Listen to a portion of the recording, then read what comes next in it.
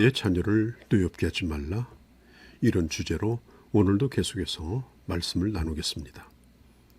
수백만 명의 생명을 앗아간 히틀러는 모든 사람이 알고 있는 독재자고 그리고 살인광이었습니다. 그가 그렇게 된 원인을 에릭슨이라고 하는 심리학자는 그의 성장 배경에서 찾고 있습니다. 히틀러의 아버지는 자기 부인과 나이 차이가 10살이 넘었고 그들은 서로 반목하며 특히 그의 아버지는 술주정뱅이였습니다. 히틀러의 부모는 그가 10살 때 모두 사망하여 어려서부터 고아가 되었습니다. 정상적인 부모 밑에서 자라지 못하고 따뜻한 가정 분위기를 경험하지 못했습니다. 그래서 반윤리적인 그런 행동까지 강요하는 그런 성격이 되었다라고 설명합니다. 자, 야곱에게는 12아들이 있었습니다. 그 중에 가장 사랑하는 아들이 요셉이었습니다. 그는 언제나 화려한 채색 옷을 입었습니다.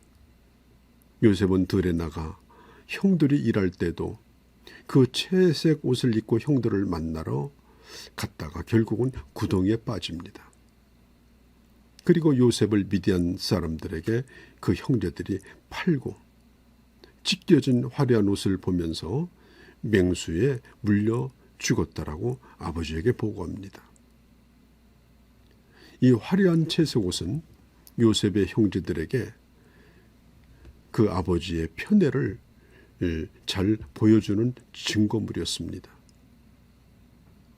아버지가 요셉을 편애하는 것을 보고 요셉의 형제들은 요셉을 미워합니다.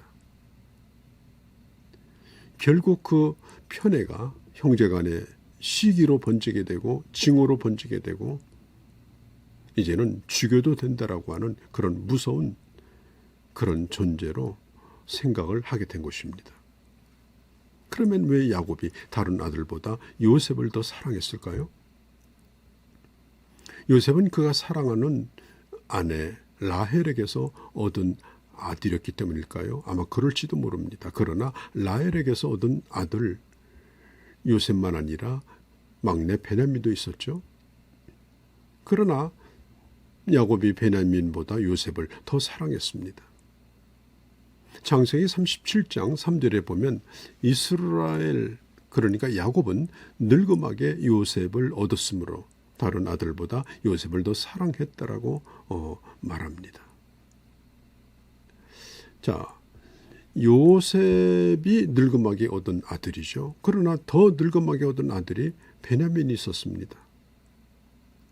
그러면 요셉을 더 사랑한 이유가 그것만은 아닌 것 같습니다. 요셉은 다른 형제들보다 아주 비범하고 지혜로운 구석이 있었습니다. 요셉은 아주 특별한 부분이 있었습니다.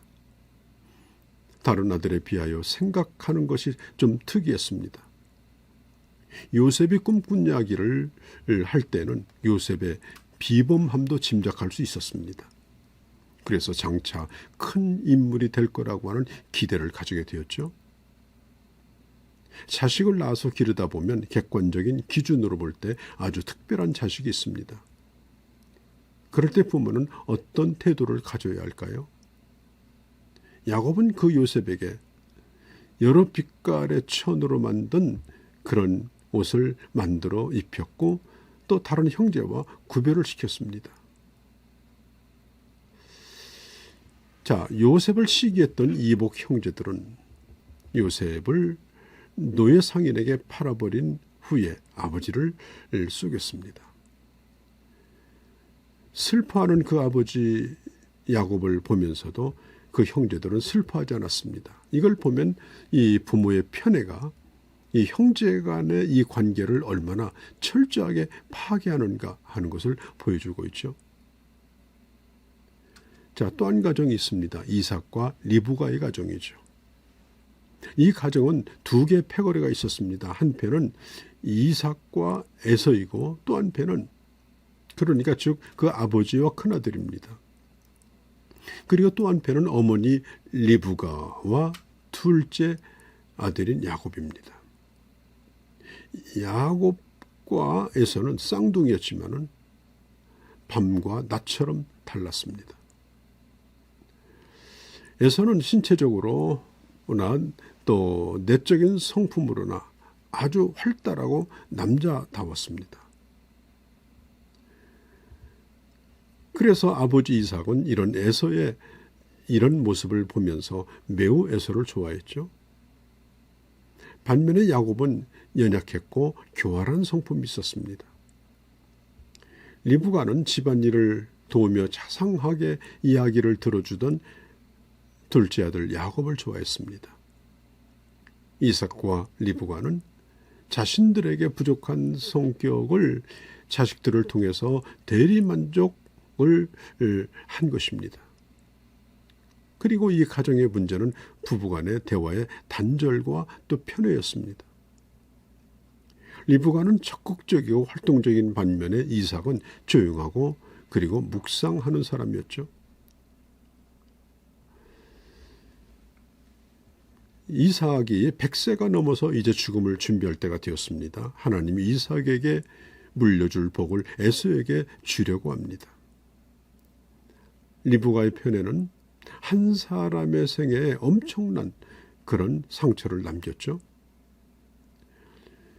아버지 이삭을 숨기고 그리고 큰아들 에서가 받아야 될 축복을 둘째 아들 야곱이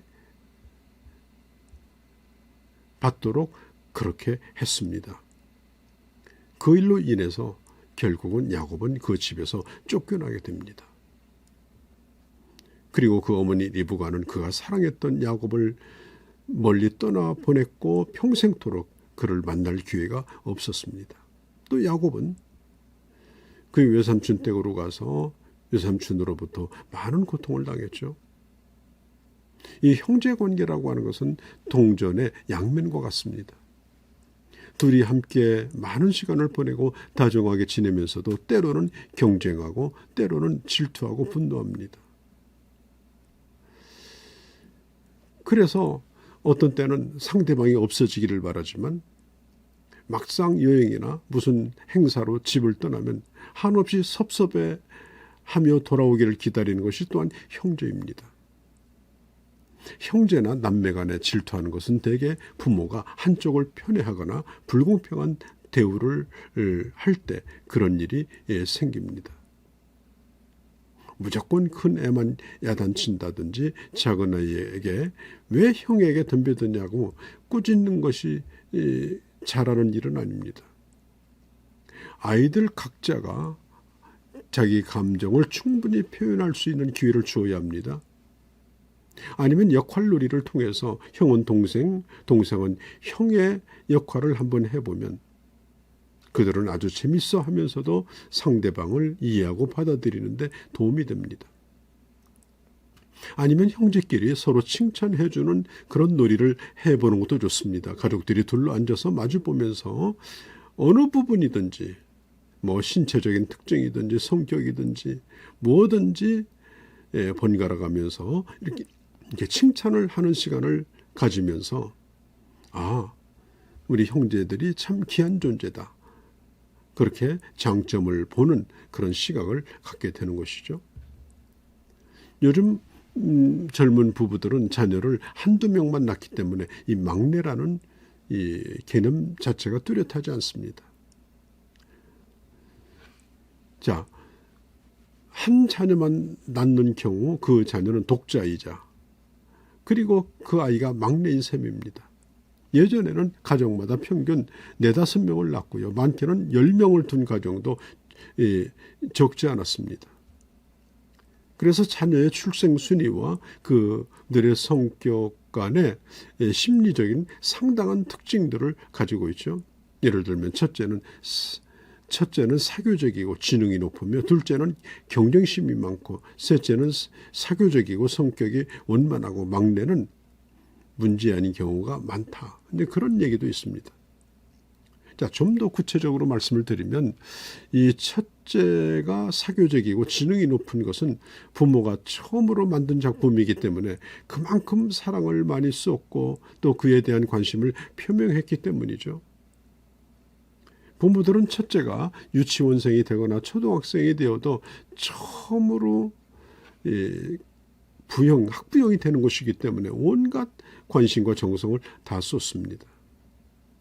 그래서 첫째는 언제나 바라봐도 대견하고 뿌듯합니다.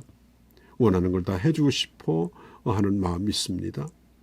또 학교에 갔다 돌아오면 배운 것을 물어보고 또 관심을 갖습니다. 그러나 둘째부터는 그렇지 않습니다.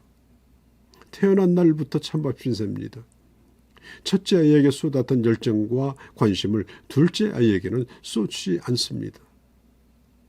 아이가 학교에 입학했는데도 첫째 아이에게 가렸던 그런 감동, 그런 것을 느낄 수가 없습니다.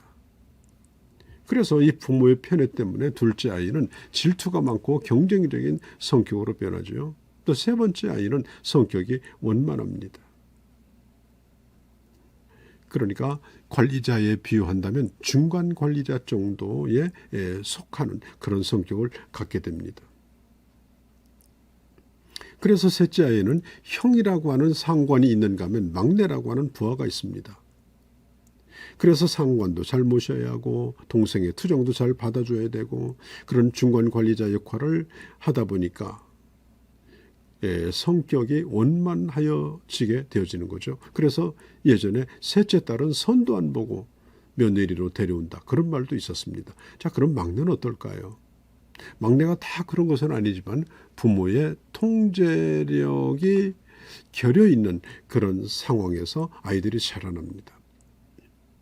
마지막 낳은 아이이기 때문에 또 나이를 들어서 낳은 아이이기 때문에 그만큼 소중하고 사랑스럽습니다. 이미 낳은 아이들은 이미 다 클 대로 컸습니다. 거리감도 좀 생깁니다. 막내가 생기면 세상 가는 줄 모르고 거기에 빠집니다. 자, 어린아이들의 그 불만 가운데 하나가 부모의 편애입니다. 편애는 아이들을 정신적으로 매우 부정적인 영향을 주고 또 형제 간의 분노를 갖게 하고 인간관계를 깨는 그런 요소가 되어집니다. 자녀를 양육할 때 자녀들이 느낄 정도로 편애하지 않도록 여러분 주의하십시오. 자녀들마다 다 다른 특징이 있습니다. 자녀를 편애하는 것이 아니라 각자 다른 특성에 맞춰서 그들에 맞도록 그들을 대해주는 것이 그런 지혜가 필요합니다. 다음 시간에도 계속해서 이 부모의 편애에 대한 이런 문제를 다루도록 하겠습니다.